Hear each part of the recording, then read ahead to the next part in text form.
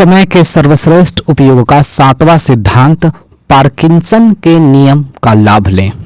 समय के सर्वश्रेष्ठ उपयोग के लिए पार्किंसन के नियम को जानना बहुत आवश्यक है। पार्किंसन का नियम है, काम उतना ही फैल जाता है जितना इसके लिए समय होता है।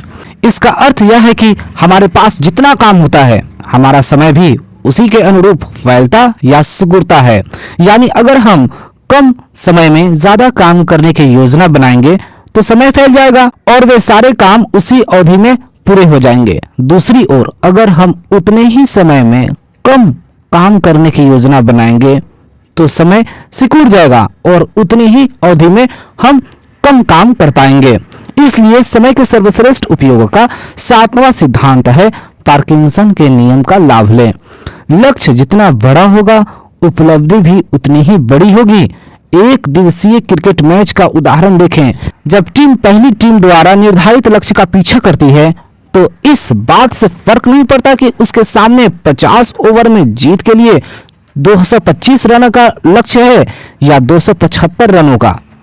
लक्ष्य चाहे जो हो, आम तौर पर उसे अंतिम 3-4 ओवरों में ही हासिल किया जाता है। यहाँ पर महत्वपूर्ण बात यह है कि दूसरी टीम उतने ही समय में अपने लक्ष्य तक पहुंचती है, चाहे उसका लक्ष्य छोटा हो या बड़ा। यही हमारे और आपके बारे में भी सही है। जो व्यक्ति बड़े लक्ष्य बनाता है वह अपने सीमित समय का सर्वश्रेष्ठ उपयोग करने में सफल हो जाता है, जबकि छोटे लक्ष्य बनाने वाला अपने समय का सीमित उपयोग ही कर पाता है। इसका एक और उदाहरण देखें। जब हम सैर सपाटा करने या लंबी छुट्टियां मनाने जाते हैं तो उससे कुछ दिन पहले हम अपने घर और ऑफिस के काम ताबड़तोड़ तरीके से निपटाने में जुट जाते हैं। उस सप्ताह में हम सामान्य से दुगुना या तिगुना काम कर लेते हैं। हम फटाफट काम करते हैं और कम समय में ज्यादा काम करते हैं, क्योंकि हमें निश्चित समय सीमा में काम निपटाकर छुट्टियां मनाने जाना है।